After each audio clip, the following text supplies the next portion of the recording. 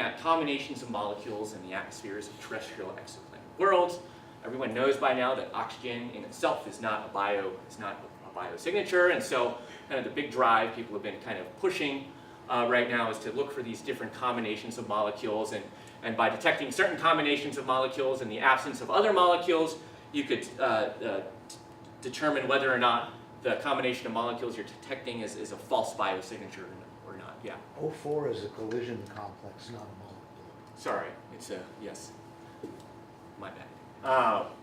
But right, so like you could have an all steam atmosphere, for instance, that could photolize. You're left around with O2. You can form O3, and then you can form something like O4. Okay, so lots of possibilities for false biosignatures. So the key is here, the take-home message is to look at combinations of molecules in the atmosphere. Okay, so there's a lot of stuff we want to know. So how do we get to know it, right? How do we observe these processes? I'm sure you guys have seen sort of similar illustrations by now, but right, these planets are far away. We don't have spaceships that can go there yet. And so we're going to probe these atmospheres by looking at either the light transmitted through their atmospheres during a planetary transit, the light reflected off of their atmospheres, or the thermal emission re-radiated from their atmospheres. And so the way we've been doing this now for the past, I don't know, decade, more than a decade, is through this transit spectroscopy method. So if you measure the dip in the size of the planet as a function of wavelengths, so red wavelengths up here, blue wavelengths down here, and you measure variations in those dip with wavelength as a function of time, you can reconstruct kind of a planet radius as a function of wavelength, which is telling you about the opacity structure in the atmosphere. So this is the effective area ratio of the planet to the star as a function of wavelength, and then you can see these features in here, and so you might say that this is water in here just by measuring these transit variations. You can do the same thing in eclipse when the planet passes behind the star. You can make some statement about the thermal structure in the planetary atmosphere. So these two different methods of observing a planet, the secondary eclipse where you're looking at thermal emission, and this primary transit where you're looking at the transmittance of light through the atmosphere, carry information about, say, the scale height, which is indicative of the bulk composition in the atmosphere, temperature and gravity, along with the combinations or the relative abundances of the different absorbers in that atmosphere.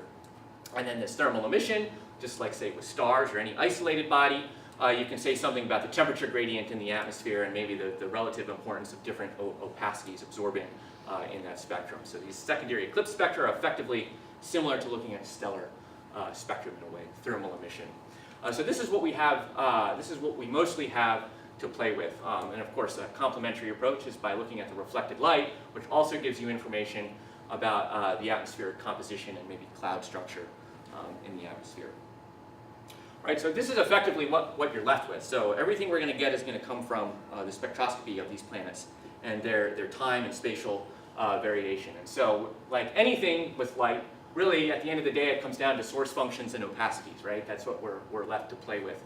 And so those can map directly back onto temperatures and abundances. And so these are kind of the diagnostic quantities, temperatures and abundances that are required, that we're going to use to diagnose all of these processes that we want to know. Planet formation, the chemistry, the presence of biosignatures, things like that. We need to determine these temperatures and these abundances. Just to give you a sense, a lot of what we've been observing right now are these Jovian worlds, simply because the transit probabilities are higher and they have larger signals, so their spectral features are larger, so we choose to study these. And the opacities that we would expect in these atmospheres, so here's cross-section right here as a function of wavelengths, so just think of this as opacity. We expect to see molecules because these objects are cool enough that we're no longer all atomic or molecular, and so we're going to potentially expect to see molecules like water, methane, CO, CO2, ammonia, TiO, all sorts of different molecules covering this kind of optical to sort of mid-infrared range. The Hubble Space Telescope has kind of been the workhorse instrument that we've been using to do a lot of this characterization. That kind of covers this blue region right here, and so you can see we've been relatively limited in terms of our molecular accessibility. We're kind of missing some of the stronger bands of a lot of the molecules we want to measure. And certainly, James Webb will have a broader wavelength coverage, which will help capture some of these. This is Come back. cross-section per hydrogen or cross-section This is cross-section per molecule. per molecule? It's per very molecule. small. It's like Thomson or something. This is And typical. mass This is 24. typical for infrared absorption cross sections. Yeah. So just to give you an idea for the kind of typical flavor of spectra that we've been kind of observing, this isn't all spectra that we've obtained so far. This isn't all transit or all eclipse spectra, but more or less the wavelength coverage is kind of inconsistent from one object to another. These are different objects. You can think of this as kind of the kind of relative planet to star radius ratio, which is telling you about the opacity structure in the atmosphere. And so kind of the take-home message from this figure is we're able to say something about the optical, whether or not there's kind of an opacity structure that varies monotonically with wavelength. That tells you potentially about hazes in the atmosphere of these worlds. And then as you go kind of towards the 1 to 2 micron region, there's a reasonably strong water feature there. So we think we're detecting water vapor absorption in many of these atmospheres. And just to point out that many of these atmospheres kind of span this 1,000 to 2,500 kind of Kelvin range. So these are not like atmospheres we have in our own solar system, so they will be different. Because the key thing is water vapor is accessible in many of these planets, whereas in, say, our solar system Jovians, it's condensed out, so we can't detect it. And then on the flip side, during the secondary eclipse, we can say something about the thermal structures. We think something interesting is going on where we have cooler planets may show signs of water vapor absorption, and then hotter objects kind of all appear to look like black bodies. That's what these curves are kind of representing right here.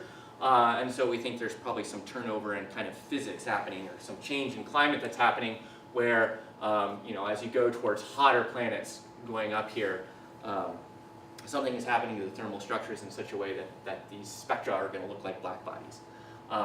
So that's kind of where we're at right now. And so we've sort of been able to probe kind of a wide range in terms of this planet mass and radius, but this is dozens of planets, not hundreds of planets. And so kind of a goal of the field moving forward is to obtain similar type spectra for as many planets as we can, right? So that we can get a better handle on kind of the morphology of these spectra, and hence the processes that are driving the chemistry, climate, and how that might connect back to the formation. So great, so we have all of these spectra, and so I want to kind of focus on the thing that I've been focusing on for a good while now, is how you actually go from these observed quantities, these spectra, to this stuff that we want to learn. So how do we extract metallicities? How do we extract thermal structures? How do we determine, say, abundances of biosignatures? I'm not really going to talk about this. So in short, I'm sure everyone's taken a statistics class at some point. But effectively what we're trying to do is solve the inverse problem, right? And so we construct, say, a model of how we think light should propagate in the atmosphere of these worlds. And we parameterize that model with, say, the things we want to know, like temperatures, abundances, cloud properties, whatever else. That would be this X. And that model, that maps what we want to know onto the observables. Say this could be your spectrum. We need to construct this, and then we want to figure out what these X's are, given these Y's, within the context of our model, but also in the presence of noise. And so, we've all heard of Bayes' theorem, I'm assuming, at some point, right?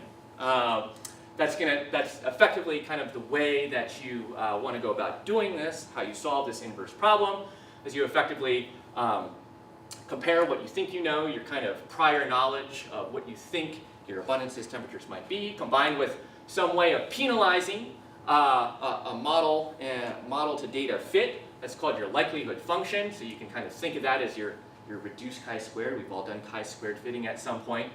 So that's called your likelihood function. So these two components are kind of an important sort of statistical way of recasting the problem of I have some data, I have a model, I have some things I want to know. How do I do it? You place it within this Bayesian framework here. So just kind of to illustrate the important components of one of these frameworks. The reason I'm going through all of this is because this is going to become important when I talk about this high resolution stuff, which is what I actually want to talk about.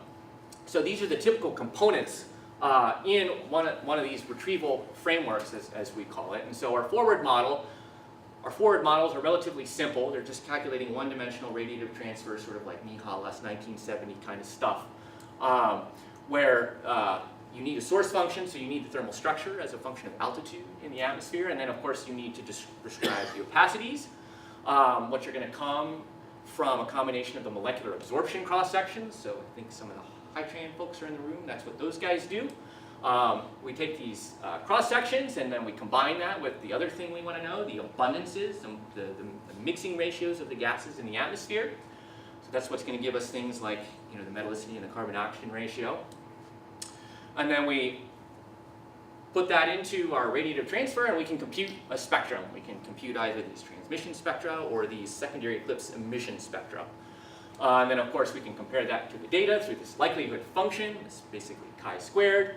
And then we can apply kind of standard Bayesian sampling techniques on iterating between these knobs we want to know, the temperature structure and molecular abundances and maybe cloud properties.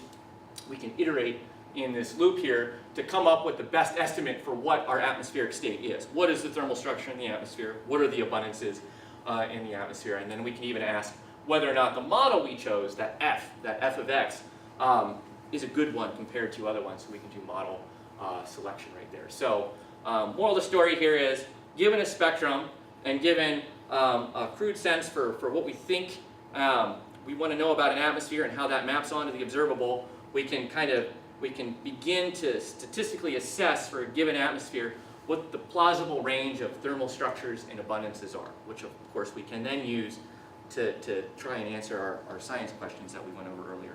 But here's just kind of an in-action idea of how this works. So this is an example on a brown dwarf.